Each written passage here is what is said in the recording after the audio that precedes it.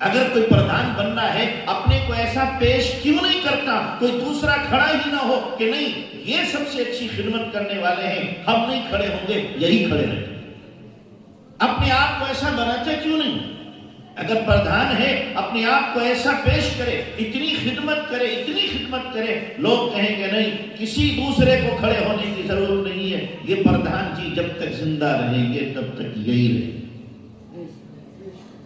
ابھی میں وہاں گونڈا گیا تھا، ایک جگہ غرہ نام ہے اس کا، بہت بڑا گاؤں ہے، تقریباً 15-20 ہزار کی آبادی کا۔ لوگوں نے بتایا کہ یہ بڑے میاں ہیں، انہوں نے 45 سال پردھانی کی ہے، اور جب تک یہ کھڑے ہوتے رہے کوئی دوسرا کھڑے نہیں ہوا، دوسرا کھڑا ہی نہیں ہوا، انہوں نے خود چھوڑا کہ اب میرے بس کا نہیں۔ السلام علیکم ورحمۃ اللہ وبرکاتہ۔ الحمد للہ وکفی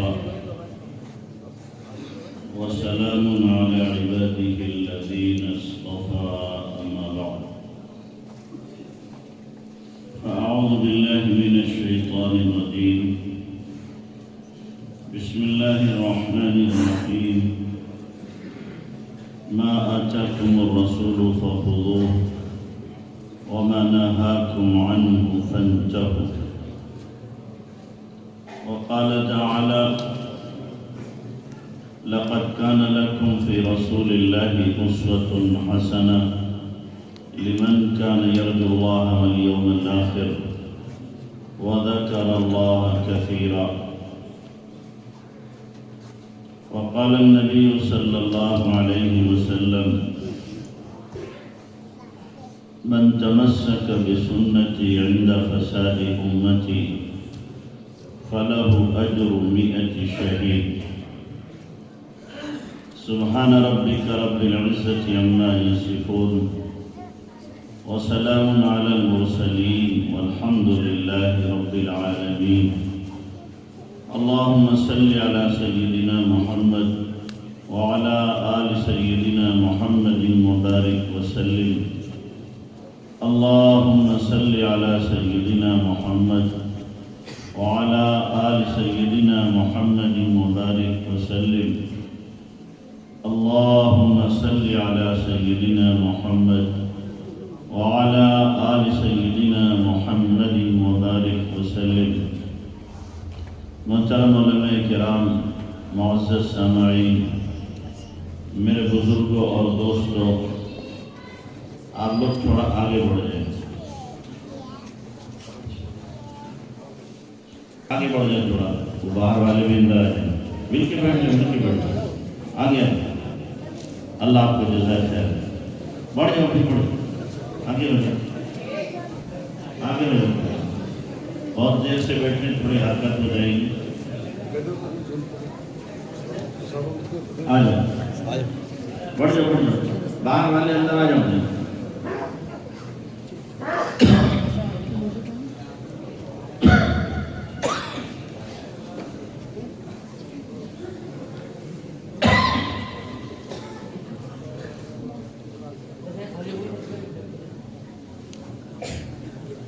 میرے محترم نبی بزرگوں،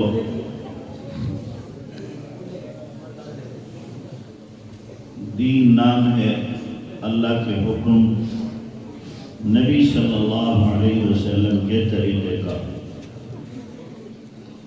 اللہ کا حکم نبی کے طریقے پر جو انسان ادا کر رہا ہے وہ دیندار ہے، اور دین پوری زندگی میں اللہ کے حکم کو نبی کے طریقے پر لانا۔ صرف دین نماز کا، روزے کا، حج کا، زکوٰۃ کا نام نہیں ہے۔ جیسے لوگوں کا تصور ہے، لوگوں کی سوچ بنی ہوئی ہے کہ جناب جو آدمی بڑا نمازی ہو کے دیندار ہے، جس آدمی کو دیکھ لیا کہ بڑی تسبیحیں پڑھتا ہے، دیندار ہے، لیکن اس کے معاملات کیسے ہیں، اس کی معاشرت کیسی ہے، اس کے اخلاق کیسے ہیں، اس کو نہیں دیکھا جاتا۔ حالانکہ کسی کے دین کو جاننے کے لیے اس کے غمی اور خوشی، معاملات اور معاشرت کو دیکھنا چاہیے۔ اس کے معاملات کو دیکھو، دین کے مطابق ہیں یا دین کے خلاف ہیں۔ اس کی معاشرتی زندگی، گھر میں دوستوں کے ساتھ، رشتہ داروں کے ساتھ، اہل تعلق کے ساتھ وہ کیسے رہ رہا ہے؟ اگر ان لوگوں کے ساتھ دین کے مطابق زندگی گزار رہا ہے تو دیندار ہے۔ جب اس پر غم کے حالات آتے ہیں تو اس وقت اس کا دین باقی رہتا ہے یا آپے سے باہر ہو جاتا ہے؟ جب اس پر خوشی کے حالات آتے ہیں اس وقت دین باقی رہتا ہے یا خوشی میں سب کچھ فراموش کر دیتا ہے اور جو ہوتا آیا ہے وہی کرتا ہے؟ یہ اصل دیکھنے کی چیز ہوتی ہے، ورنہ تو دیکھنے میں تو ہر آدمی دیندار دکھائی دیتا ہے، جس کے سر پہ ٹوپی ہو، داڑھی ہو، کرتا پائجامہ ہو، تو یہ دین کا لیبل ہے۔ یہ دین کا کیا ہے؟ لیبل ہے، لیبل، دین نہیں ہے۔ جیسے آپ کسی چیز پر لیبل لگا دیں بڑی کمپنی کا اور مال گھٹیا کمپنی کا ہو تو آدمی ایک بار تو دھوکہ کھا لے گا، لیکن جب پتہ چلے گا کہ جناب یہ فراڈ چل رہا ہے تو دوبارہ پھر خریدے گا نہیں۔ یہی حال دین کا ہے کہ میں آپ کو اپنے اس لیبل سے ایک بار دھوکہ دے سکتا ہوں، لیکن ہر بار دھوکہ آپ نہیں کھا سکتے۔ ہم عوام میں بھی، خواص میں بھی اگر دھوکے بازی ہے دین کے اعتبار سے تو اللہ کو خوب جانتا ہے، بندے بھی جان جاتے ہیں، بندوں کو بھی معلوم ہو جاتا ہے۔ تو اس لیے ظاہری دین دیکھ کر کبھی کسی کی متاثر مت ہونا، میں ہوں یا کوئی ہو۔ معاملات دیکھو اس کے کیسے ہیں، معاشرت دیکھو اس کی کیسی ہے، اس کی اپنی زندگی میں جتنا دین ہے کیا گھر والوں میں بھی اتنا دین ہے کہ نہیں؟ یہاں آ کر پتہ چلے گا۔ اللہ کے نبی جناب رسول اللہ صلی اللہ علیہ وسلم نے جب دین کی دعوت دی تو اللہ نے سب سے پہلے آپ کو حکم کیا دیا، وَأَنذِرْ عَشِيرَتَكَ الْأَقْرَبِينَ۔ نبی جی اپنے گھر والوں کو جو قریبی ہیں ان کو سب سے پہلے ڈرائیے، ان کو لانے کی کوشش کیجیے۔ اللہ کے نبی صلی اللہ علیہ وسلم نے اپنے گھر والوں پر کوشش کی اور وہ ان میں سے ایک بڑا طبقہ آپ علیہ السلام کے دین کو قبول کرنے والا بن گیا۔ کچھ ہی لوگ باقی رہ گئے۔ آپ کے چچاؤں میں ابو لہب، ابو طالب، یہ دو ایمان نہیں لائے، باقی جتنے چچا تھے وہ سب ایمان لائے۔ آپ کی پھوپھیاں ایمان میں داخل ہو گئی اور اسی طریقے سے آپ کی اتنی چچی تھی وہ بھی ایمان میں داخل ہو گئی۔ آپ علیہ السلام کے چچیرے بھائی وہ بھی ایمان میں داخل ہو گئے۔ یہ اللہ کے نبی صلی اللہ علیہ وسلم کی محنت تھی اور آپ علیہ السلام کا خوبصورت نتھرا ہوا کردار تھا۔ آپ علیہ السلام کی پاکیزہ مبارک زندگی تھی، جو بول تھا وہی عمل تھا، جو قول تھا وہی حقیقت تھی۔ اس لیے آپ علیہ السلام سے لوگ جڑتے چلے گئے۔ نبی علیہ السلام کی بیویاں آپ علیہ السلام سے خوش ہیں، آپ کے ملازم آپ سے خوش ہیں، آپ صلی اللہ علیہ وسلم کے ماتحت غلام آپ سے خوش ہیں۔ اگر کسی کے اخلاق کو دیکھنا ہے تو بیوی سے پوچھ لو جا کے، کسی کے اخلاق کو دیکھنا ہے اس کے ملازم سے پوچھ لو، جو نوکر ہے اس سے پوچھ لو کہ جناب کے اخلاق کیسے ہیں، کردار کیسا ہے، ان کا کریکٹر کیسا ہے، تمہارے ساتھ رکھ رکھاؤ کیسا ہے، وہ انشاءاللہ کچا چھٹا پورا بتا دے گا۔ وہ سنا دے گا یہ کیسے ہیں، بتا دے گا ظاہر جیسا ہے باطن ویسا ہے کہ نہیں ہے۔ اللہ کے نبی جناب رسول اللہ صلی اللہ علیہ وسلم نے اسی چیز کو پیش کیا تھا، یہ کرداری آپ نے پیش کیا تھا۔ آپ علیہ الصلوۃ والسلام کی 11 بیویاں ہیں، ایک وقت میں 9 ہیں، اور 9 کی 9 خوش ہیں۔ 9 کی 9، آپ جتنے بیٹھے ہو نا شادی شدہ میں پوچھوں آپ کی ایک خوش ہے تو اکثر کہیں گے نہیں خوش ہے، اور بیویوں سے جا کے پوچھو تو کہیں گے جی بس ہمیں شکایت ہے۔ یہ کیوں؟ ہمارے اخلاق اور ہمارا کردار یہاں پہ لوز ہے، ہمارا کریکٹر لوز ہے۔ جو بیوی ہر وقت ہمارے ساتھ رہتی ہے، رات کا اکثر حصہ اس کے پاس ہمارا گزرتا ہے، وہی بیوی اگر ہم سے خوش نہیں ہے تو کون خوش ہوگا؟ باہر اگر ہم لوگوں سے مسکرا رہے ہیں، خندہ پیشانی سے مل رہے ہیں، گلے لگا رہے ہیں، اور آپ اپنے اخلاق کو دکھا رہے ہیں، لوگ سمجھ رہے ہیں بااخلاق ہیں، تو یہ اخلاق کا ڈھکوسلا ہے، حقیقت نہیں ہے۔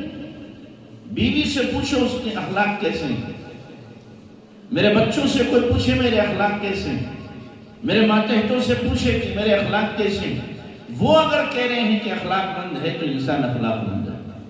اللہ کے نبی جناب رسول اللہ صلی اللہ علیہ وسلم کی 9 بیویاں، 9 کی 9 خوش، ساری تعریفیں کر رہی ہیں آپ کے کردار کی، آپ کے اخلاق کی، آپ کی معاشرت کی، آپ کے رہن سہن کی، آپ کی محبت کی، آپ کے تعلق کی، اور آپ صلی اللہ علیہ وسلم 9 کی 9 بیویوں کو وقت دے رہے ہیں۔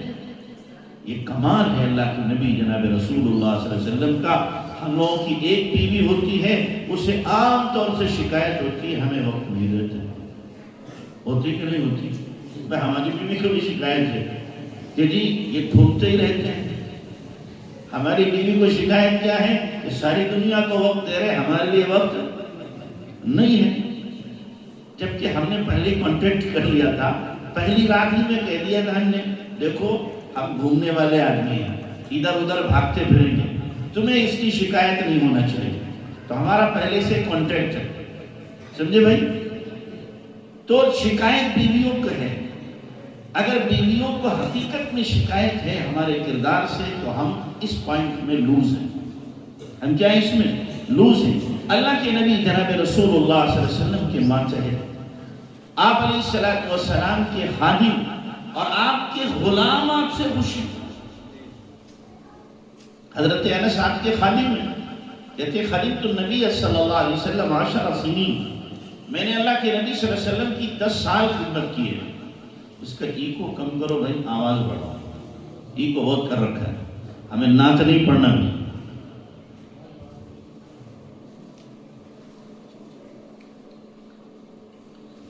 ایکو میں آواز پلٹتی ہے، سمجھ میں نہیں آتی۔ تو اللہ کے نبی صلی اللہ علیہ وسلم کے، اب ٹھیک ہے آواز، اللہ کے نبی صلی اللہ علیہ وسلم کے جو خادم حضرت انس ہیں، وہ کہتے ہیں خدمت النبی صلی اللہ علیہ وسلم 10 سنین، میں نے اللہ کے نبی صلی اللہ علیہ وسلم کی 10 سال خدمت کی۔ کتنے سال؟ 10 سال۔ کہتے ہیں اس 10 سال کے عرصے میں ما قال لی اف قط، کبھی بھی مجھے اف نہیں کہا۔ مارنا، جھڑکنا، دھتکارنا، برا بھلا کہنا تو دور کی بات ہے، 10 سال میں اف نہیں کہا اللہ کے نبی صلی اللہ علیہ وسلم۔ گھر کے اگر کسی فرد نے ڈانٹنا چاہا، مارنا چاہا، جھڑکنا چاہا، کوئی نقصان کر دیا تو آپ نے منع کیا، بچہ ہے، غلطی ہو گئی، چھوڑ، نقصان ہو گیا، واپس تھوڑی آ جائے، منع کیا گھر والوں کو بھی۔ اس سے زیادہ اعلیٰ ظرف کس کا ہو سکتا ہے؟ حضرت انس کہتے ہیں جب میری ماں نے اللہ کے نبی کی خدمت میں مجھے دیا تھا، میری عمر 8 سال کی تھی، اور کہا تھا یہ آپ کی خدمت کرے گا، 8 سال کا بچہ خدمت کرے گا، خدمت لے گا، 8 سال کا پیش کر دیا تھا۔ کہتے 10 سال میں اللہ کے نبی صلی اللہ علیہ وسلم کے ساتھ رہا، اور اس پورے عرصے میں اللہ کے نبی نے کبھی مجھے ناراض نہیں ہونے دیا، کبھی مجھے اوف نہیں کہا، کبھی مجھے ڈانٹا نہیں۔ کہتے بہت سے میرے کام نبی علیہ السلام کی منشا کے خلاف ہوتے تھے، آپ نے بھیجا مجھے کہیں چلے جاؤ، اس کام کر کے آؤ، باہر بچے کھیل رہے ہوتے، میں جا کے کھیلنے لگا، بھول گیا پیچھے سے اللہ کے نبی پہنچتے، میرا کان پکڑتے، انس، میں مڑ کے دیکھتا تو اللہ کے نبی مسکرا رہے ہیں، اللہ کے نبی مسکرا رہے ہیں۔ میں کہتا اللہ کے نبی معاف کیجیے، جا رہا ہوں کام۔ ایک مرتبہ کا واقعہ تو بڑا دلچسپ انہوں نے بیان کیا کہ میری امی جان نے مجھے انگور دیے اور کہا اللہ کے نبی کو پہنچا دو، کپڑا ڈھک کے کہ انگور اللہ کے نبی کو پہنچا دو۔ میں لے کے چلا گھر سے، میں نے سوچا ذرا دیکھوں ہیں کیسے، کھٹے میٹھے۔ کپڑا کھولا، ایک کھایا میٹھا تو شاندار ہے، دوسرا پھر تیسرا پھر چوتھا۔ اللہ کے نبی تک پہنچنے سے پہلے میں نے سارے چٹ کر دیے، سب کھا گیا اور پھر اللہ کے نبی کے پاس پہنچ گیا۔ کچھ دنوں کے بعد اللہ کے نبی میرے گھر آئے تو اماں نے پوچھا اللہ کے نبی میں نے آپ کو انگور بھیجے تھے، کیسے تھے؟ آپ نے کہا کیسے انگور؟ مجھے تو ملے نہیں۔ اللہ کے نبی سمجھ گیا انس کھا گیا، تو جب بھی حضرت انس ملتے آپ فرماتے ہیں انس میرے انگور کہاں ہیں؟ تو نبی صلی اللہ علیہ وسلم ان سے مزاح فرمایا کرتے تھے۔ تو یہ حضرت انس رضی اللہ عنہ ہے کہ آپ علیہ السلام کی انہوں نے جیسی خدمت کی آپ علیہ السلام نے ان کو وہ دعا دی کہ ان کی دنیا بھی بن گئی، آخرت بھی بن گئی۔ کہتے ہیں اللہ کے نبی علیہ السلام نے مجھے دعا دی، اللہ اس کی عمر میں، اس کی اولاد میں، اس کی مال میں برکت دے دے۔ کہتے عمر میری 100 سال کے قریب ہوئی، حضرت انس کی عمر 100 سال کے قریب ہوئی۔ کہتے ہیں بچے کہ 100 کے قریب تو دفن کر چکا ہوں۔ کتنے؟ 100 کے قریب، یعنی اپنے خود بچے، اپنے پوتے نواسے کہ 100 کے قریب تو دفن کر دیے، تو باقی کتنے رہے ہوں گے؟ ظاہر ہے کہ باقی تو زیادہ ہی ہوں گے، کئی 100 ہوں گے۔ اور کہتے ہیں مال کا یہ حال تھا کہ ہر ایک کے باغ میں سال میں ایک بار کھجور آتی ہے، ہمارے باغ میں سال میں 2 بار کھجور آتی تھی۔ کتنی بار؟ 2 بار کھجور آتی تھی، اور گھر کے اندر مال کا ڈھیر لگا رہتا تھا۔ کلہاڑیاں ٹوٹ جاتی تھیں سونا کاٹتے کاٹتے۔ کلہاڑیاں ٹوٹتی تھی کیسے؟ سونا کاٹتے کاٹتے۔ اللہ نے اتنا نوازا نبی علیہ السلام کی خدمت کی برکت سے۔ تو میں کہہ رہا تھا کہ یہ خادم حضرت انس رضی اللہ تعالیٰ عنہ اور اللہ کے نبی صلی اللہ علیہ وسلم سے بے پناہ محبت کرتے ہیں، اور آپ کی جب تعریف کرتے ہیں تو کرتے کرتے نہیں تھکتے۔ اسی لیے انہوں نے ایک مرتبہ اللہ کے نبی کے ہاتھوں کے بارے میں کہا، یعنی کہ ما مسست دیباجا ولا حریرا الین من کف رسول اللہ، میں نے کوئی ریشم اور کوئی دیبا اللہ کے نبی سے ہاتھوں سے زیادہ نرم نہیں چھوا۔ آپ علیہ السلام کی ہتھیلی ریشم سے زیادہ نرم تھی، جس کی ہتھیلی اتنی نرم ہو دل کتنا نرم ہو۔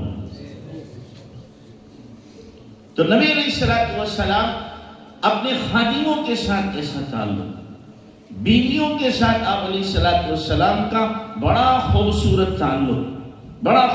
تعلق۔ پوری زندگی میں اللہ نے کبھی بھی اپنی کسی بیوی پر ہاتھ نہیں اٹھایا، کسی بیوی پر۔ اور گاؤں والوں کی شاید کوئی بیوی بچتی نہ ہو، گاؤں والوں کی بچتی ہے کوئی؟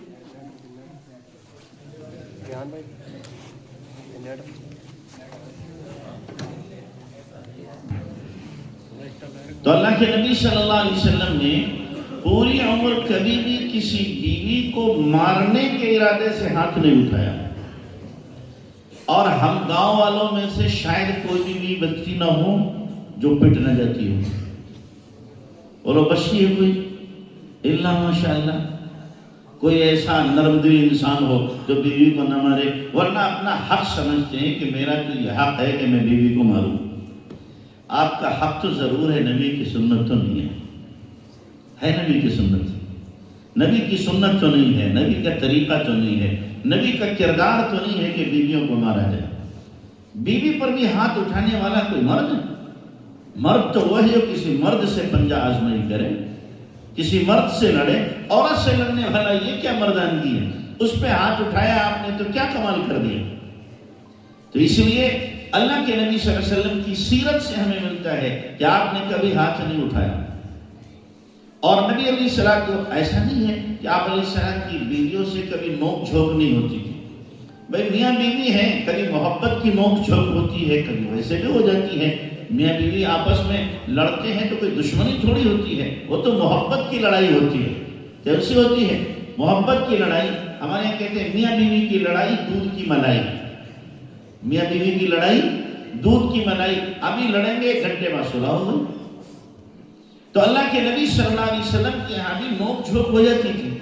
حضرت ام عائشہ رضی اللہ تعالیٰ عنہ سے ایک مرتبہ نوک جھوک ہو گئی تو وہ ناراض ہو گئی.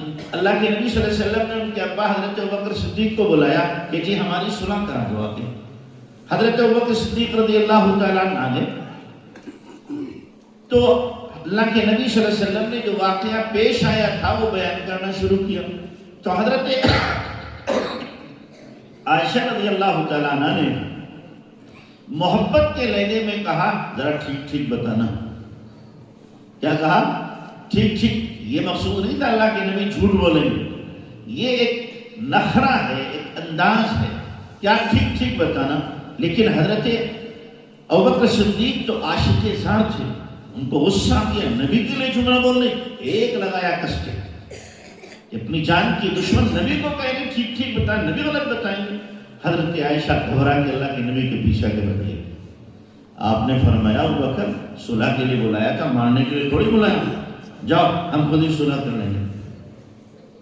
حضرت ابوبکر صدیق رضی اللہ تعالیٰ عنہ چلے گئے. آپ نے یہ مڑ کے دیکھا بچا لیا ورنہ اور پٹتی ہو گئی صلح. تو نبی علیہ السلام یوں اپنی بیویوں کے ساتھ رہا کرتے تھے. یہ تعلق تھا اللہ کے نبی صلی اللہ علیہ وسلم. ایک مرتبہ آپ علیہ السلام اپنی ایک زوجہ محترمہ کے یہاں ہیں. دوسری بیوی نے خادم کے ذریعے سے حلوہ ٹائپ کی کوئی چیز بنائی تھی، اللہ کے نبی کی خدمت میں بھیج دی کہ آپ بھی کچھ کھا لیں. جب وہ خادم لے کے پہنچا تو جن بیوی کی آپ سے انہوں نے زور سے ہاتھ مارا، یہاں لے کے آ گیا. تو پیالہ گر گیا، ٹوٹ گیا پیالہ بھی. تو آپ نے فرمایا مارا تمہاری ماں کو جو ہے غیرت آ گئی. اور آپ نے خود ہی وہ حلوہ جو تھا وہ جمع کیا اور اس کے بعد فرمایا ایک پیالہ اسی جیسا لے کے آؤ اور فرمایا یہ پیالہ تم لے کے جاؤ، انہوں نے توڑا ہے بدلے کا تمہیں دینا پڑے گا. اب ہمارے آپ جیسا ہوتا تو اٹھ کے یہ 2-4 کس کے لگا کر کم بخت کہیں کہ حلوہ خراب کر دیا، برتن بھی توڑ دیا. ہوتا کہ نہیں ہوتا؟ لیکن اللہ کے نبی صلی اللہ علیہ وسلم اپنے کردار سے ہمیں ایک زندگی دے رہے ہیں کہ کیسے ہمیں رہنا ہے، کیسے رہنا اپنی بیویوں کے ساتھ، اپنے گھر والوں کے ساتھ. جب ہم اپنی بیویوں کا دل جیت لیں گے تو دین کے اعتبار سے جو کہیں گے وہ مانیں گے. اصل پہلے ہم دل جیتیں گے. ہم کیا کرتے ہیں کہ دین تھوپنا چاہتے ہیں ان کے اوپر. ہم دین تھوپنا چاہتے ہیں. دین تھوپنے سے نہیں آتا، یاد رکھنا. دین محبت سے آتا ہے، دین محبت سے آتا ہے. ہم بیوی کو اتنی محبت دیں وہ خود کہے کہ نہیں آپ جو کہیں گے میں کرنے کو تیار ہوں. ایسا اس کے ساتھ تعلق ہو، ایسا اس کے ساتھ ہمارا کیا ہو، معاملہ ہو کہ جو بات کہے وہ ماننے کو تیار ہو جائے. تو نبی صلی اللہ علیہ وسلم نے ہمیں یہ خوبصورت زندگی دی، خوبصورت معاشرت دی اللہ کے نبی صلی اللہ علیہ وسلم. آپ علیہ السلام کے غلام ہیں حضرت زید رضی اللہ عنہ کا واقعہ مشہور ہے. حضرت زید رضی اللہ عنہ اللہ کے نبی صلی اللہ علیہ وسلم کو حضرت خدیجہ نے دیا تھا. زید کو حضرت خدیجہ کے اصلاً غلام تھے، خدمت کے لیے دے دیا اللہ کے نبی کی کہ آپ کے ساتھ رہا کریں. وہ آپ کے ساتھ رہتے تھے اور اصل میں غلام تھے نہیں. مکہ کا کوئی بندہ ان کو ان کے علاقے سے پکڑ کے لایا اور مکہ میں غلام بتا کے بیچ دیا. تو اب غلامی میں بکتے رہے، حضرت خدیجہ کے پاس آ گئے، پھر اللہ کے نبی کی خدمت میں رہے. کچھ عرصے کے بعد میں ان کے چچا اور ان کے والد تلاش کرتے کرتے مکہ پہنچے. لوگوں سے پوچھا کہ بھئی زید نامی کوئی غلام ہے کہ ہے؟ کس کے پاس ہے؟ محمد کے پاس صلی اللہ علیہ وسلم. کیسے انسان ہے؟ بھائی جیسا تو کوئی ہو ہی نہیں سکتا. بڑے اعلیٰ اخلاق کردار کے مالک ہیں. پتہ پوچھ کے نبی علیہ السلام کی خدمت میں پہنچ گئے اور آپ نے فرمایا کیسے آنا ہوا کہ جی آپ کے یہاں ہمارا بیٹا ہے زید کی. جی ہے, ہم اسے لینے کے لیے آئے ہیں, آپ جو قیمت بتائیں ہم قیمت دینے کو تیار ہیں. نبی علیہ السلام نے فرمایا قیمت کی کوئی بات نہیں, تمہارا بیٹا ہے, اگر تمہارے ساتھ جانا چاہے ہم خوش دلی سے اس کو تمہارے ساتھ بھیجیں گے, لیکن اگر جانا نہ چاہے تو زبردستی نہیں لے جانے دیں گے. انہوں نے کہا آپ نے حق سے بڑھ کر کے بات کی. آپ نے زید کو بلایا, زید جی اللہ کے نبی. یہ کون ہے؟ یہ ابا ہے, یہ چچا ہے. اب آپ نے فرمایا اب اپنی بات رکھو. چچا بولے بیٹا ہم تمہیں لینے آئے ہیں, تمہاری جدائی کی وجہ سے سارا خاندان پریشان ہے. تمہاری ماں روتے روتے اس کا برا حال ہے, تمہاری بہنیں رو رہی, تمہارے بھائی رو رہے, خاندان کے لوگ پریشان. کتنے شہروں, کتنے گاؤں, کتنے قصبات کی ہم نے خاک چھانی ہے اور کتنے جنگلوں کا راستہ طے کرتے ہوئے ہم مکہ جیسے تیسے پہنچے ہیں, تمہیں لینے آئے ہیں. بیٹا چلو, سب کی آنکھیں ٹھنڈی ہو جائیں گی, سب تمہیں دیکھیں گے دل خوش ہو جائیں گے, تمہاری ماں تمہیں سینے سے لگائے گی, تمہاری خوشبو سونگے گی, اس کا جی خوش ہوگا, بیٹا ہمارے ساتھ چلو. حضرت زید نے کہا چچا جان آپ نے بات کر لی کہ نہیں. حضرت زید نے اللہ کے نبی کو دیکھا اور کہا ان کو چھوڑ کے آپ کے ساتھ نہیں جا سکتا, ان کو چھوڑ کے آپ کے ساتھ نہیں جا سکتا. اللہ اکبر. تو چچا نے کہا بیٹا غلامی کو ترجیح دیتے ہو تم آزادی پہ؟ حضرت زید نے کہا اس غلامی پر ہزاروں آزادیاں قربان, جو میں نے یہاں دیکھا وہ کہیں نہ دیکھا. آپ اندازہ لگاؤ, حضرت زید گویا اپنی زبان حال سے کہہ رہے تھے ابا آپ کی محبت یقیناً بہت ہے, لیکن نبی کی محبت اس سے بڑی ہوئی ہے. ماں کی محبت میں قربان جاؤں, لیکن میں نے اپنے نبی میں جو محبت دیکھی وہ ماں میں بھی نہیں دیکھی.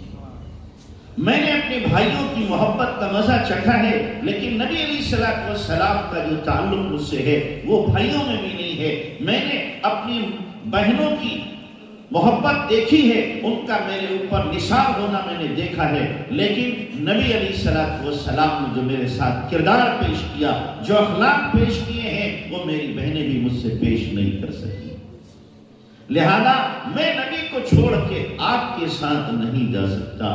جب حضرت زید نے یہ کہا, اللہ کے نبی اٹھے اور اٹھ کر کے حضرت زید کو سینے سے لگا لیا, سینے سے لگایا اور فرمایا آج سے یہ زید ابن حارثہ نہیں ہے, آج سے یہ زید ابن محمد ہے, آج سے یہ میرا بیٹا ہے, میرا بیٹا ہے. چنانچہ اللہ کے نبی صلی اللہ علیہ وسلم جب تک مکہ رہے, جو بھی آتا تھا یہی سمجھتا تھا کہ زید اللہ کے نبی کے بیٹے ہیں, زید ابن محمد کہا جاتا تھا. مدینہ پہنچے وہاں بھی یہی کہا جاتا تھا, لیکن جب قرآن کی آیت نازل ہوئی ادعوہم لآبائہم هو اقسط عند اللہ, کہ ہر ایک کو اس کے باپ کے ساتھ جو اصل یہ پکارو, تب اللہ کے نبی صلی اللہ علیہ وسلم نے منع فرمایا اب زید ابن محمد نہیں, زید ابن حارثہ. یہ اخلاق ہے اللہ کے نبی صلی اللہ علیہ وسلم کے غلاموں کے ساتھ. میں کہا کرتا ہوں ہم اتنے بد اخلاق ہیں کہ ہماری اولاد ہم سے خوش نہیں ہے, ہماری اولاد ہم سے خوش نہیں ہے, ہم سے دور بھاگتی ہے. کیوں؟ اس لیے کہ ہم اتنے سخت ہو جاتے ہیں یا بد اخلاق ہو جاتے ہیں کہ ہماری اولاد ہمارے ساتھ رہنا نہیں چاہتی. تو نبی علیہ السلام کی زندگی سے ہم سبق سیکھیں کہ آپ علیہ السلام کی زندگی کس قدر خوبصورت ہے اور باکردار اور اخلاق والی ہے. اس زندگی کو اپنائیں گے تو آپس کی دشمنیاں ختم ہو جائیں گی, نفرتیں ختم ہو کر محبتیں وجود لے لیں گی, عداوتیں ختم ہو کر کے محبتوں کا بیج بویا جائے گا, دل آپس میں پھٹنے کے بجائے ملیں گے. دیکھو ابھی الیکشن آنے والا ہے, گاؤں والے اس الیکشن میں کتنی نفرتوں کے بیج ہوتے ہیں, ہم اس پارٹی کے, ہم اس پارٹی کے, ہم اس پردھان کے, ہم اس پردھان کے, اور پھر اس کی وجہ سے دشمنیاں ہو جاتی ہیں. بھائی سیاست کی وجہ سے دین چھوڑ دیں گے, سیاست کی وجہ سے تعلقات ختم کر دیں گے, سیاست کی وجہ سے خون سفید ہو جائیں گے، سیاست کی وجہ سے رشتے ناطے ختم ہو جائیں گے؟ یہ کیا چیز ہے؟ سیاست ہے ٹھیک ہے، جس کا جدھر دل آتا ہے ادھر کر کے ووٹ دے دے، نہیں دے رہا ہے تو ہمیں شکایت نہیں ہونا چاہیے، اس کے دل کی بات ہے، وہ ان کو ہم سے اچھا سمجھ رہا ہے۔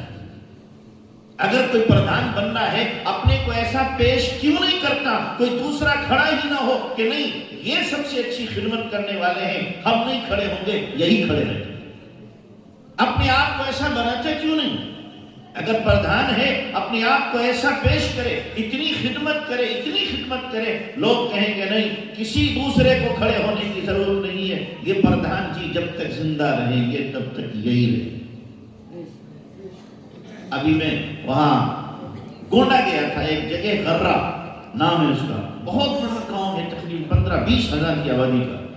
لوگوں نے بتایا کہ یہ بڑے میاں ہیں، انہوں نے 45 سال پردھانی کی ہے، اور جب تک یہ کھڑے ہوتے رہے کوئی دوسرا کھڑے نہیں ہوا، دوسرا کھڑا ہی نہیں ہوا، انہوں نے خود چھوڑا کہ اب میرے بس کا نہیں، خود چھوڑا انہوں نے۔ ایسی پردھانی کرو، ایسے اخلاق پیش کرو، ایسی خدمت کرو، ایسے لوگوں کے دل جیتو، اپنا پیٹ نہ بھرو، پردھانی میں غریبوں کا پیٹ بھرو، اپنی بینک جمع مت کرو بلکہ غریب بچیوں کی شادی کراؤ، اجڑے ہوئے گھروں کو بساؤ، بیماروں کے سر پر ہاتھ رکھو، جو مجبور لاچار ہیں ان کے گھروں کو بھر دو۔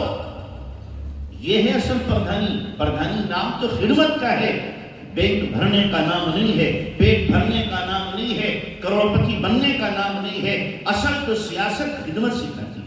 اللہ کے نبی صلی اللہ علیہ وسلم نے سیاست کی کہ نہیں کی؟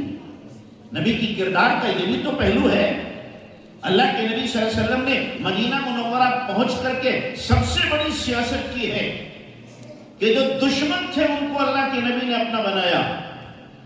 یہود جو دشمن تھے اللہ کے نبی کے، اور کفار جو دشمن تھے اللہ کے نبی کے، اوس اور خزرج یہ دو قبیلے تھے کافروں کے، مشرکین کے، اور بنو قریظہ، بنو قینقاع، بنو نذیر، یہ 3 خاندان تھے یہودیوں کے۔ یہ کل 5 خاندان تھے، 5 خاندانوں پر مدینہ کی بستی مشتمل تھی۔ اللہ کے نبی صلی اللہ علیہ وسلم پر اوس اور خزرج یہ دو قبیلے اکثر ایمان لے آئے، تھوڑے سے بچے، اکثر ایمان لے آئے تھے۔ یہودیوں کے 3 قبیلے جو تھے، بنو نذیر، بنو قینقاع، بنو قریظہ، ان میں سے 99% ایمان نہیں لائے، 99%۔ لیکن اللہ کے نبی صلی اللہ علیہ وسلم نے وہاں سیاست کیا کی؟ ان سب کو بٹھا کر، ان کے سرداروں کو بٹھا کر کے آپس میں معاہدہ کیا کہ ہم مدینے میں یکجٹ رہیں گے، محبت کے ساتھ رہیں گے، اور دیکھو فیصلہ اگر ہوگا تو اللہ کے نبی جو فیصلہ کریں گے وہ سب کو ماننا پڑے گا، وہ سب کو ماننا پڑے گا۔ اگر کوئی دشمن مدینے پہ حملہ کرے گا تو یہ مشرکین، یہودی اور مسلمان تینوں مل کر کے اس کے دانت کھٹے کریں گے۔ اللہ کے نبی اور ہر ایک کو اس کے اپنے مذہب کے مطابق مکمل آزادی ہوگی، اپنے مذہب پر عمل کرے۔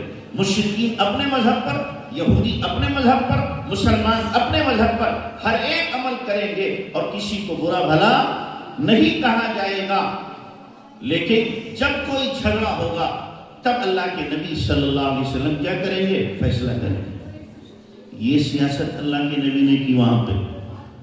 دشمن کمزور پڑ گئے، یہودی جو جانی دشمن تھے وہ بھی کمزور پڑ گئے، اور ایک وقت وہ آیا کہ بنو نذیر کا پورا قبیلہ مدینہ چھوڑ کے خیبر چلا گیا، اور ایک وقت وہ آیا کہ بنو قریظہ کا قبیلہ جنہوں نے غزوہ خندق میں غداری کی اللہ کے نبی صلی اللہ علیہ وسلم کے ساتھ، ان کے 800 لوگوں کو ان کے آدمی کے فیصلے کے مطابق ذبح کر کے ایک خندق میں ڈالا گیا، ان کے آدمی کے فیصلے کے مطابق۔ تینوں قبیلے کمزور ختم ہو گئے۔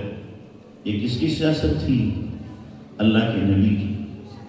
یہ سیاست ہے کہ لوگوں کے دلوں کو جیتو اور ان کے دلوں پر حکمرانی کرو۔ اللہ کے نبی صلی اللہ علیہ وسلم کو معلوم ہوتا مدینے کے آخری کنارے پر کوئی بیمار ہے، چاہے وہ یہودی ہوتا، چاہے مسلمان ہوتا اور چاہے مشرک ہوتا، اللہ کے نبی اس کی عیادت کے لیے تشریف لے جاتے تھے، عیادت کے لیے تشریف لے کے جاتے۔ آپ علیہ السلام کی اگر کوئی دعوت کرتا، مسلمان کرتا یا یہودی کرتا یا مشرک کرتا، اللہ کے نبی صلی اللہ علیہ وسلم اس کی دعوت میں جاتے، دعوت میں جاتے۔ بولو اللہ کے نبی نے مشرک کی دعوت کھائی کہ نہیں ہے؟ بتاؤں، دلیل دوں۔ خیبر کے موقع پر اللہ کے نبی صلی اللہ علیہ وسلم کے لیے ایک بھنی ہوئی بکری ایک مشرک عورت نے پیش کی، جس میں زہر لگا دیا تھا، زہر لگا دیا اور بھنی ہوئی بکری پیش کی۔ اللہ کے نبی صلی اللہ علیہ وسلم نے بھی اس میں سے لیا، ایک صحابی نے کھایا، فوراً طبیعت بگڑی، وہ شہید ہو گئے۔ اللہ کے نبی منہ کے قریب لے گئے، اس گوشت سے آواز آئی، نبی جی مجھے مت کھائیے، اس میں زہر ملا ہوا، اس میں زہر ملا ہوا۔ آپ نے ہاتھ کھینچ لیا، اس عورت کو بلایا، تو نے یہ حرکت کیوں کی؟ کیوں زہر ملایا؟ کہا اس لیے کی ہے، اگر آپ جھوٹے ہیں تو ہمیں نجات مل جائے گی، سچے ہیں تو اللہ آپ کو بتا دے گا آپ بچے ہیں۔ تو وہ ایمان لے رہے۔ تو بہرحال اللہ کے نبی صلی اللہ علیہ وسلم مشرک کی دعوت کو بھی قبول کرتے، لیکن اس کا مطلب یہ نہیں آپ کی دعوتوں میں جاؤ، کوئی بلاؤ، جتنا ڈرامہ اور ہنگامہ ہوتا ہو چلے جاؤ۔ کیوں بھائی جاؤ گے؟ چھوڑتے ہو شادیوں میں چھوڑتے ہو، کوئی بلا لے وقت تھوڑا چاول کھانے پہنچ جاؤ، چاہے وہاں پر ڈی جے بج رہے ہو، ننگا ناچ ہو رہا ہو، نبی کی سنتوں کے جنازے نکالے جا رہے ہو، لیکن آپ تو سر نیچے کرو گے اور کھا کے آ جاؤ گے۔ ان کا کام ان کے ساتھ، ہمارا کام ہمارے ساتھ، ہمیں تو پیٹ بھرنے سے مطلب ہے۔ او اللہ کے بندو، کچھ تو غیرت ہونا چاہیے، کچھ تو شرم ہونا چاہیے، نبی کی سنت کا کچھ تو پاس و لحاظ ہونا چاہیے، نبی کی محبت کا کچھ تو خیال ہونا چاہیے۔ یہ نبی کی سنتوں کو کچل رہے ہو اور نبی کی سنتوں کا مذاق اڑا رہے ہو اور برسر عام ننگا ناچ رہے ہو، ایک ساتھ کھانا چل رہا ہو، کھڑے ہو کر کے کھا رہے ہو، کتنی سنتیں انہوں نے دھکے دے کر نکال دی، اور ہم پہنچ جائیں اور جا کر کے کھا لیں۔ اس سے بڑی بے غیرتی، بے شرمی اور نبی صلی اللہ علیہ وسلم سے محبت کی کمی کی دلیل اور کیا ہو سکتی ہے؟ نبی سے اگر عشق ہے، نبی سے اگر محبت ہے، جہاں نبی کی سنت کو چھوڑا جا رہا ہے، دھکا دیا جا رہا ہے اور نبی صلی اللہ علیہ وسلم کی سنتوں کو پامال کیا جا رہا ہے، ایک مسلمان باغیرت جو نبی سے عشق کرنے والا ہے صاف کہے گا تم نبی سے نفرت کرنے والے ہو، محبت کرنے والے نہیں ہیں۔ اگر محبت کرنے والے ہوتے تو یوں نبی کی سنتوں کا جنازہ نہ نکالتے، اس لیے تمہارے یہاں نہیں کھاتا۔ یہ غیرت ہوتی، ہم جاتے ضرور، لیکن جو ذمہ دار ہوتا اس سے جا کر کے کہتے کہ تم نے نبی کی سنتوں کا جنازہ نکلوایا ہے، میں آیا ہوں تمہارے منہ پر کہتا ہوں تم نے غلط کیا ہے، نبی کو دکھ پہنچایا ہے، نبی کو تکلیف پہنچائی ہے، اس لیے میں تمہارے یہاں کھانا نہیں کھاتا۔ کرو گے ایسا؟ کرو گے؟ بڑے آہستہ سے کہہ رہے ہیں کہ ہم تو ٹھان چکے ہیں کہ ہر جگہ کھانے جائیں گے۔ کیا اتنے بھوکے ہو؟ اتنے بھوکے ہو کہ ہر جگہ چلے جاؤ؟ آج یہاں طے کرو کہ ایسی شادیوں میں ہم شرکت نہیں کریں گے۔ جن شادیوں میں باجا بجے یا جن شادیوں میں کھڑے ہو کر کھانا کھایا جائے یا مرد عورت دونوں ایک ساتھ جہاں کھانا کھا رہے ہوں، اور جو شادیاں رسم والی ہوں، ان رسم والی شادیوں میں ہم شریک نہیں ہوں گے۔ رسمیں آئے دن بڑھ رہی کہ نہیں بڑھ رہی؟ اب ایک نئی رسم چند سالوں سے چلی ہے، کون سی؟ ہلدی کی۔ کون سی رسم؟ بولو چلی کہ نہیں چلی؟ اچھا بتاؤ، جو بوڑھے بڑے ہیں آج سے 15-20 سال پہلے تھی ہے، یہ کہاں سے آ گئی؟ کس مفتی نے فتویٰ دے دیا کہ ہلدی کی رسم بھی ہے؟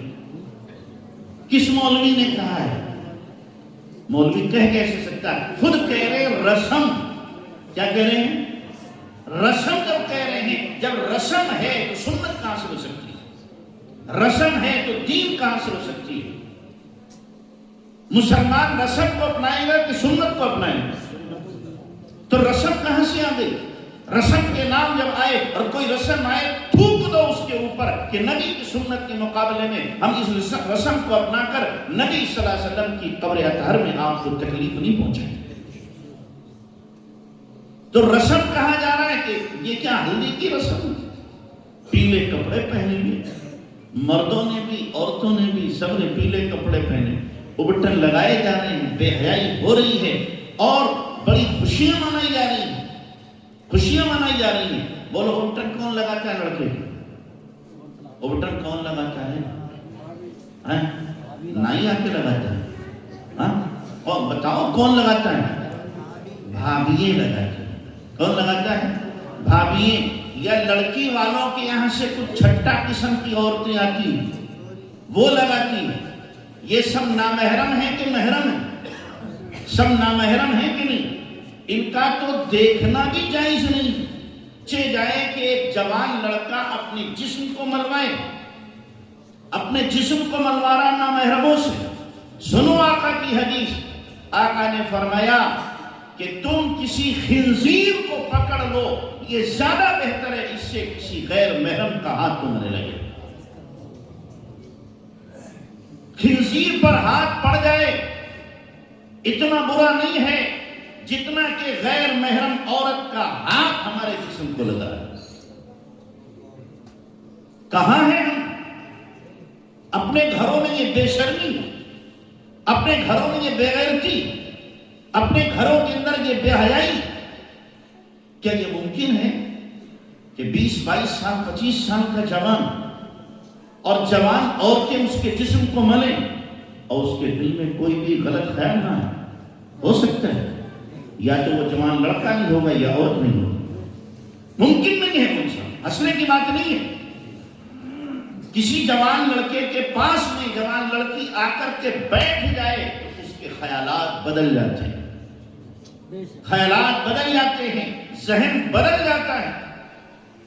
اور جوان لڑکی اگر اس کے جسم کو مل رہی ہو تو یہ کوئی جنید بغدادی ہے، حسن بصری ہے، جبرائیل امین سے بیعت ہے کہ اس کے دل میں کچھ نہیں ہوگا؟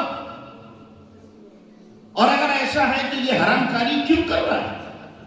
یہ حرام کاری ہے، حرام کاری جو کی جاتی ہے اور ہر گھر میں ہوتی ہے اور ہم اپنی کھلی آنکھوں سے دیکھتے ہیں اس بے حیائی کو، لیکن کوئی لب کھولنے کو تیار نہیں. اس لیے باز آؤ ان حرکتوں سے، ان حرکتوں سے باز آؤ. باز آؤ گے بھائی؟ ان رسموں سے بچاؤ گے اپنے آپ کو کہ جو ہلدی کی رسم چل پڑی ہے، آگ لگا دو اس رسم کو. اور جن کے یہاں یہ رسم ہو ان کے یہاں اپنا تعلق ختم کرو کہ تمہارے یہاں ہم شادی میں شریک نہیں ہوں گے، اس لیے کہ تم رسم کو رواج دے رہے ہو، سنت کو چھوڑ رہے ہو. ہمارے یہاں آپ کے یہاں کیا ہو رہا ہے؟ ولیمہ کم ہوتا ہے اور مڈھا زیادہ ہوتا ہے. سنت مڈھا ہے کہ ولیمہ؟ ہاں منہ سے کہہ رہے ولیمہ اور عمل سے مڈھا. عمل سے مڈھا. کیوں ہے یہ کھانا؟ کیوں یہ کھانا ہے؟ یہ مڈھا اس لیے ہوتا ہے کہ لڑکی والے آتے ہیں، لڑکی والے آتے ہیں، خاندان والے آتے ہیں، اور اسی دن کیا ہوتا ہے؟ بھات چڑھایا جاتا ہے. ہوتا کہ نہ ہوتا؟ بھات چڑھایا جاتا ہے کہ بہنوں کو بھائی دینے کے لیے آتے ہیں، بہنوں کو بھائی دینے کے لیے آتے ہیں. کیا کہ جوڑا دینے آتے ہیں. بہنوں کی جائیداد ہڑپ کر گیا حرام خور اور آ کر کے ایک جوڑا دے رہا ہے. جائیداد کیوں نہ دی اس کی؟ بہن کی جائیداد کیوں نہ دی؟ 4 بیگھے مثال کے طور پر بہن کے حصے میں کھیت آ رہا تھا، اس کھیت کو تو ہڑپ کر دیا اور آ کر کے 4000 کا جوڑا اور دوسری چیزیں لا کر کے دے رہا ہے. بیٹھے مونا پوچھ لینا، میں تو آپ کو بار بار نہیں ملتا، مونا تو آپ کے پاس نہیں. قرآن کے 2 رکوع میں اللہ نے وراثت کے مسئلے کو بیان کیا ہے. 2 رکوع میں بیان کیا اللہ نے وراثت کے مسئلے کو، اور ہم نے اس کو نکال کے پھینک دیا گویا کہ نہیں وراثت کا مسئلہ نہیں چلے گا. بہنوں کو محروم کر دیا ہم نے، اور ہم سمجھ رہے ہیں کہ جناب یہ ہمارا حق ہے. یاد رکھنا، جیسے چوری کا کھانے والا حرام کا کھانے والا ہے، سود لے کر کھانے والا حرام کے کھانے کھانے والا ہے، ڈاکہ ڈال کے کھانے والا حرام کا کھانے والا ہے، غبن کا اور خیانت کا کھانے والا حرام کا کھانے والا ہے. اسی طریقے سے بہن کا حق نہ دے کر کے وراثت کو کھا لینا یہ بھی حرام خور ہے، کوئی شبہ نہیں، 100% حرام خور ہے.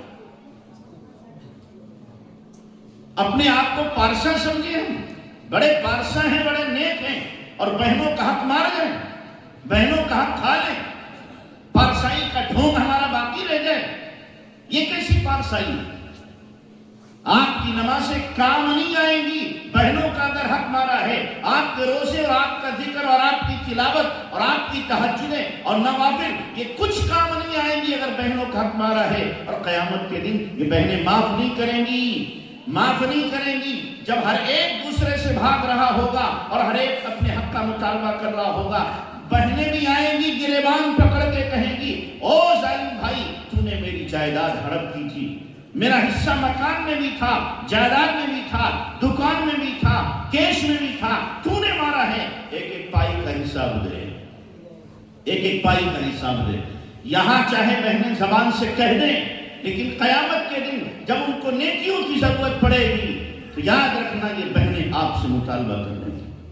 یوم یفر المرء من اخیہ وامہ وابیہ وصاحبتہ وبنیہ. اس دن ہر ایک کا حال کیا ہوگا؟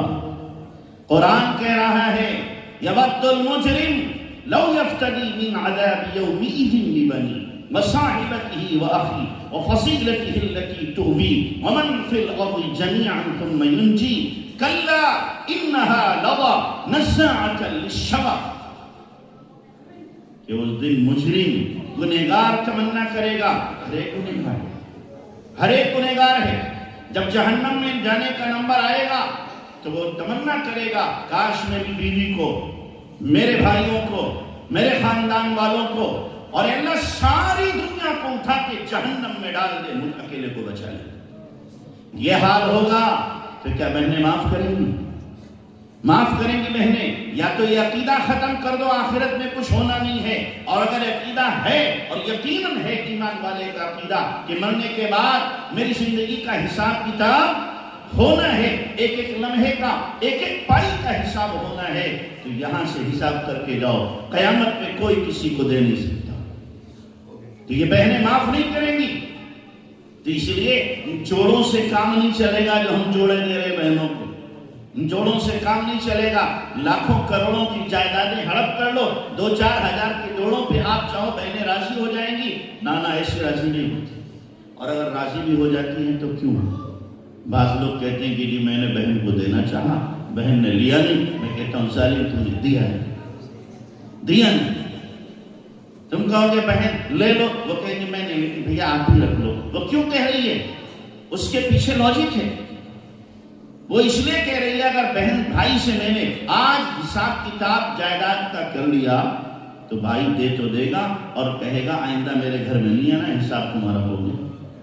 تم نے اپنا حصہ لے لیا. تو بہن کا دل بھائی کے لیے بہت بڑا ہوتا ہے. وہ اس لیے سوچتی میں اپنا حصہ نہ لوں، یہ نہیں دے گا ظالم، تعلقات میرے بھائی سے باقی رہتے. وہ اس لیے نہیں مانگتی. اور بعض کیا کہتے ہیں کہ ہم نے شادی کر دی حق ادا ہو گیا.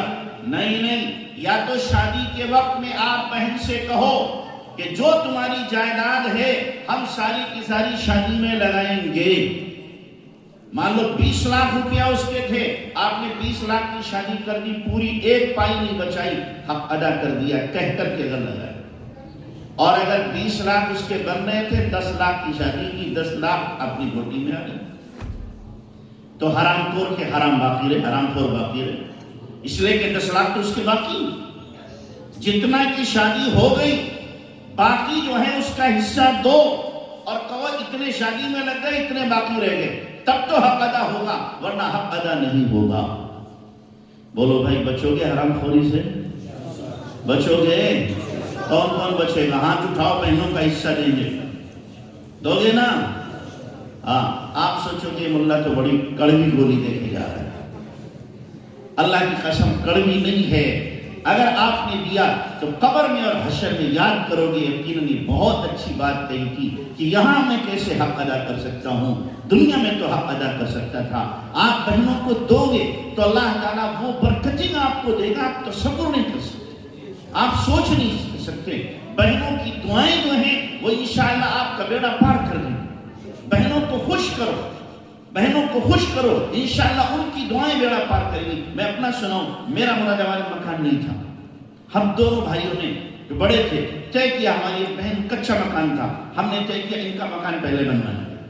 ہم دونوں بھائیوں نے بہن کے 2 کمرے، لان اور اسی طریقے سے کچن اور سمر سیڑھی پورا لگوا کے ان کو مکان، جتنا خرچہ ہوا کچھ ان کے پاس تھے، مکان ان کا بنوا دیا۔ اس کے بعد ہم نے کہا بہن اب ہمارے لیے دعا کرو، تمہارے بھائیوں کا بھی مکان ہو جائے۔ بہن نے دعا کی، اللہ تعالیٰ نے مجھے بھی مکان دیا، اتنا بڑا اتنا مہنگا میں سوچ نہیں سکتا تھا۔ میرے مکان کی اس وقت 80 لاکھ روپے جس میں رہ رہا ہوں، ہم فقیر لوگ تو سوچ بھی نہیں سکتے اتنا، لیکن اللہ نے بہنوں کی دعا سے دیا، بہنوں کی دعا سے دیا۔ دوسرے بھائی کو بھی ملا، مجھے بھی اللہ تبارک تعالیٰ نے دیا۔ تو بہنوں کی دعائیں لو، بد دعائیں نہ، ان کو خوش رکھو۔ جب وہ گھر میں آئیں آپ سمجھو میری ماں کی نشانی آ گئی، میرے باپ کی نشانی آ گئی۔ دسترخوان وسیع کرو اور خوب ان کو دو، جب جدا ہو تو خوشی کے ساتھ وہ جا رہی ہوں، دعائیں دیتی جا رہی ہوں۔ اللہ کے نبی صلی اللہ علیہ وسلم کی سگی کوئی بہن نہیں تھی، لیکن آپ کی دودھ شریک بہن تھی شیما، دودھ شریک بہن تھی۔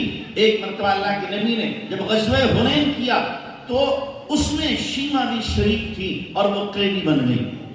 تو صحابہ سے انہوں نے کہا کہ جی تمہارے جو بڑے ہیں نبی، میں ان کی بہن ہوں۔ صحابہ حیران ہو گئے، ہمارے نبی کی تو کوئی بہن ہے نہیں، میں ان کی بہن ہوں، مجھے تم میرے بھائی کے پاس پہنچا دو، میں اپنا معاملہ اپنے بھائی سے طے کر لوں گی۔ صحابہ نے اللہ کے نبی سے آ کے عرض کیا، اللہ کے نبی ایک عورت ہے، وہ کہہ رہی ہے کہ آپ اس کے بھائی ہیں۔ اللہ کے نبی نے فرمایا شاید وہ شیما ہوگی، شیما ہوگی، بلا کے لاؤ۔ صحابہ بلا کے لائے، شیما آئی۔ اللہ کے نبی صلی اللہ علیہ وسلم اپنی جگہ سے کھڑے ہو گئے، اپنی چادر جس کو اللہ کہہ رہا ہے یا ایھا المزمل یا ایھا المدثر، چادر بچھائی، فرمایا میری بہن اس پہ بیٹھ جا، بچپن میں تو نے میرا بڑا خیال رکھا ہے۔ بہن کو اللہ کے نبی نے بٹھایا اور فرمایا بہن کیا چاہتی ہے؟ تیرا بھائی تیری خدمت کے لیے تیار ہے، تو چاہے تو زندگی بھر میرے ساتھ رہے، میں تیرا خیال رکھوں گا، اور اگر تو جانا چاہتی ہے اپنے قبیلے والوں میں تو میں تجھے تیرے قبیلے والوں میں عزت کے ساتھ بھیجوں گا۔ تو شیما نے کہا بھائی جان میں اپنے خاندان والوں کے ساتھ رہنا چاہتی ہوں۔ آپ نے کہا بہت اچھا۔ آپ نے اونٹ بھرا پورا سامان سے لاد دیا، اور اس کے بعد اللہ کے نبی صلی اللہ علیہ وسلم نے اپنا کندھا پیش کیا، بہن میرے کندھے پہ پیر رکھ کے اونٹ پہ بیٹھ جا۔ اللہ اکبر، میرے کندھے پہ پیر رکھ کے بیٹھ جا۔ اللہ کے نبی نے بہن کو بٹھایا اور اس کے بعد 2 صحابہ سے کہا کہ جاؤ میری بہن کو اس کے قبیلے میں پہنچا کر کے آؤ اور میری بہن کو کوئی تکلیف نہ ہو۔ اور آپ نے فرمایا بہن جب تک تیرا بھائی زندہ ہے، جب ضرورت پڑے، جب پریشانی ہو، اپنے بھائی کو یاد کر لینا، تیرا بھائی تیری خدمت کے لیے ہر وقت حاضر ہے۔ ایسے بھائی بنو، ایسے بھائی بنو، حق دینے والے بھائی بنو، حق لینے والے بھائی نہ بنو۔ حق سے بڑھ کر کے آپ دو، بہنوں کو حق سے بڑھ کر کے آپ دو، تو انشاءاللہ بہنوں کی دعائیں آپ کا کیا ہے کام چلا دیں گی اور ساری پریشانیاں اور مشقتیں آپ کی دور ہو جائیں گی۔ کرو گے بھائی؟ کرو گے؟ حق دو گے وراثت کا انشاءاللہ؟ اگر آپ دو گے تو پھر اللہ بھی آپ کو خوب نوازے گا، خوب نوازے گا، خوب دے گا اللہ تبارک تعالیٰ۔ تو یہ نبی کی سیرت ہے، یہ کیا ہے؟ نبی کی سیرت ہے۔ نبی کی سیرت صرف یہ نہیں ہے نبی کا حسن بیان کر دو، یہی سیرت نہیں ہے۔ نبی کی سیرت کے مختلف پہلو ہیں، مختلف پہلو ہیں، ان سارے پہلوؤں پر نظر دوڑاؤ کہ اللہ کے نبی صلی اللہ علیہ وسلم نے زندگی کیسے گزاری ہے۔ مجھے بتاؤ اللہ کے نبی صلی اللہ علیہ وسلم نے 11 شادیاں کی ہیں، کتنے میں باراتیں لے کے گئے؟ اللہ کے نبی کتنے باراتیں لے کے گئے ہوں گے؟ کتنی باراتیں لے کے گئے؟ کسی میں گئے بارات لے کر کے؟ کسی میں نہیں۔ کوئی مولوی ثابت نہیں کر سکتا اللہ کے نبی 10 20 کو 50 100 کو لے کر گئے ہیں بارات میں، پہنچے آپ؟ نہیں، بالکل نہیں۔ کہیں ثبوت ہی نہیں ہے اس چیز کا، لیکن ہم ہیں نبی کی سیرت کے خلاف 10-20 نہیں 300 400 500 باراتی لے کر کے پہنچ جاتے ہیں، لڑکی والے کے یہاں جا کر کے ڈاکہ ڈالیں۔ کیوں جا رہے ہیں؟ کیوں جا رہے ہیں؟ جب ایک چیز دین میں ہے نہیں، شریعت میں ہے نہیں، سنت میں ہے نہیں، تو ہم کیوں کریں گے؟ کیوں کریں گے ہم؟ لڑکی والے زور ڈال لیں، ڈالو تم زور، اگر بارات منگاؤ گے لڑکے سے شادی نہیں ہوگی۔ دیکھیں کیسے کہیں گے، انہیں تو لڑکی دینا، صاحب کہیں گے ٹھیک ہے جتنے چاہو لے آؤ، آپ جتنے چاہو آپ لے آؤ۔ اب آپ کو خاندان والے پریشان کریں گے، پریشر دیں گے، یہ کیسے ہوگا؟ ہم جو بارات میں جانے کے لیے پہلے سے تیار ہیں کہ تم تیار ہو، ہم لے جانے کے لیے تیار نہیں ہیں، ہم لے جانے کے لیے تیار نہیں ہیں کہ ناک کٹ جائے گی، کٹ جائے تمہاری ناک، نبی کی ناک نہیں کٹنے دیں گے، نبی کی سیرت و سنت کے خلاف نہیں ہونے دیں گے۔ تم ناراض ہو جاؤ چچا، تم تایا ناراض ہو جاؤ، پھوپا تم ناراض ہو جاؤ، اور سارے ناراض ہو جائیں، میں اللہ رسول کو راضی کروں گا، تمہاری رضا کی مجھے فکر نہیں ہے۔ اللہ اگر راضی ہوگا، ناک رگڑ کے یہ سارے رشتہ دار خود راضی کریں۔ تو اس لیے باراتوں سے باز آؤ، جو لمبی لمبی باراتیں جا رہی ہیں، مصیبت بنی ہوئی ہے، وبال جان بنی ہوئی ہے، اور اس کی وجہ سے بعض مرتبہ بیچارے لوگ سود لے کر کے کھلاتے ہیں۔ میرے پاس ایک بڈھے خود آئے 2 سال پہلے، بڑے میاں آئے اور آ کر کہنے لگے حضرت دلی سے انہوں نے کہا تھا 75 آدمی آئیں گے، اب 150 آ رہے ہیں، میں نے 75 کا انتظام کیا تھا، 75 اور آ رہے ہیں، میں نے بنیے سے سود لیا ہے کہ بچی کو تو رخصتی کرنا ہے، سود لیا ہے میں نے، اور سود لے کر کے ان کو کھلاؤں گا۔ کیوں مصیبت بنے ہوئے ہو؟ کیوں مصیبت بنے ہوئے ہو؟ کیوں ظلم کا شکار ہو رہے ہو؟ کتنی آہیں آپ کو لگتی ہوں گی، کتنی آہیں لگتی ہوں گی، کتنی بددعائیں ملتی ہوں گی جب ہماری بارات نکلتی ہے ڈھول تاشوں کے ساتھ، ہنگامے کے ساتھ۔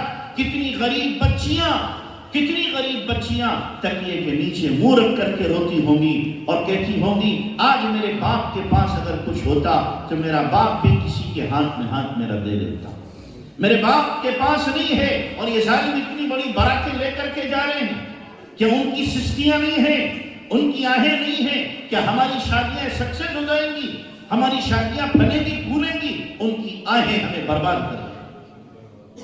مولانا کلیم صدیقی نے خود بیان کیا ایک مرتبہ کہ میرے پاس خط بھیجا اور فون بھی کیا حیدرآباد کی 4 بیٹیوں نے، اور انہوں نے کہا حضرت آپ ہمیں اجازت دیں خودکشی کرنے کی۔ کیوں؟ حضرت پوچھا کیا بات ہے بیٹی؟ کہ جی ہم 4 بیٹیاں ہیں، بہنیں ہیں، چاروں جوان ہیں، عصمت دار ہیں، پاک دامن ہیں، خوبصورت ہیں، خاندانی ہیں، لیکن غریب ہیں۔ لیکن کیا ہیں؟ غریب ہیں، اس لیے ہمیں کوئی اپنانے کو تیار نہیں، ہم پوری زندگی ایسے ہی گزار لیں، اپنے دامن پہ دھبا نہیں آنے دیں گے، لیکن مسئلہ یہ ہے رات میں باپ کا رونا مجھ سے نہیں دیکھا جاتا۔ میرے باپ رات میں اٹھتے ہیں اور آنسو بہاتے ہیں اور کہتے ہیں اللہ میری یہ پھول سی بچیاں، ان کی زندگی برباد ہو رہی ہے، اللہ ان کا کوئی انتظام کر دے۔ میرا باپ روزانہ روتا ہے رات میں، میری ماں روزانہ روتی ہے رات میں، میرے ماں باپ کے پاس نہیں ہے۔ حضرت مجھے آنسو نہیں دیکھے جاتے اپنے ماں باپ کے، ان کی آہیں نہیں سنی جاتی مجھ سے، میرا دل پھٹتا ہے، آپ اجازت دے دو ہم زہر کھا کے مر جائیں تاکہ یہ آنسو ماں باپ کے ہمیں دیکھنا نہ پڑے۔ ہم اپنی بچیوں کے لیے لاکھوں کروڑوں خرچ کریں اور وہ بچیاں اپنی زندگی سے ہاتھ دھو رہی ہوں، اور پھر آج کل کی بچیاں غیروں کے ساتھ جا رہی ہوں اور ہم گلچھرے اڑا رہے ہیں۔ لاکھوں بیٹیاں ہماری، لاکھوں بہنیں ہماری غیروں کے ساتھ جا رہی ہو اور ہم مزے سے گھر میں عیش و عشرت کی زندگی گزاریں۔ میرے بھائیوں کچھ تو درد پیدا کرو اپنے دل میں، اتنے بے حسمت بن جاؤ، اتنے بے غیرت مت بن جاؤ، اتنے فضول خرچی کرنے والے مت بنو، اپنے سینے میں کچھ درد پیدا کرو ملت کا، کچھ درد پیدا کرو نبی کی امت کا، کہ نبی کی امت کا آج حشر کیا ہو رہا ہے، انجام کیا ہو رہا ہے۔ غیر کے ایمان پر ڈاکہ ڈال رہے ہیں، ایمان چھین رہے ہیں غیر، اور ہم ہیں کہ ہماری عیاشیوں میں کمی نہیں آئے، ہماری فضول خرچیوں میں کمی نہیں آئے. کب ہوش آئے گا ہمیں؟ کب آنکھیں کھلے گی ہمارے؟ کیا ہم اس انتظار میں ہیں کہ ہمارے گھر میں جب آگ لگے گی تبھی ہم ہوش میں آئیں گے؟ کہ ہماری بیٹی ہے ہم تو 4 ویلر بھی دیں گے، 2 ویلر بھی دیں گے، فلاں بھی دیں گے، لاکھوں خرچ کریں گے، اور پڑوس میں غریب بچی سسک رہی ہے، پڑوس میں غریب بچی مر رہی ہے، ہمیں اس کی فکر نہیں؟ کیا وہ نبی کی بیٹی نہیں ہے؟ کیا وہ ملت کی بیٹی نہیں ہے؟ وہ بھی تو بیٹی ہے کسی کی، اس نے بھی تو کرنا پڑا ہے. اس کے لیے ہم فکر کیوں نہیں کرتے؟ اس کے لیے درد ہمارے دلوں میں کیوں نہیں؟ ہم کیوں اتنے سنگ دل ہو گئے ہیں؟ ہمارے سینے اتنے سخت کیوں ہو گئے؟ تو اس لیے میرے بھائیوں، باز آؤ خرافاتوں سے، باز آؤ رسموں سے، سنت پر آؤ، سادگی پر آؤ، فضول خرچی سے اپنے آپ کو بچانے کی کوشش کرو. یہی نبی کی سیرت ہے، یہی نبی کی زندگی ہے. نبی کی سیرت ہمیں یہی پیغام دیتی ہے. کرو گے میرے بھائیوں؟ اپنے اس گاؤں کو ایک مثالی گاؤں بنا دو کہ یہاں پر سنت کے مطابق شادیاں ہوتی ہیں، سنت کے مطابق زندگیاں گزرتی ہیں. اللہ مجھے بھی آپ کو بھی عمل کی توفیق عطا فرمائے. وآخر دعوانا الحمدللہ رب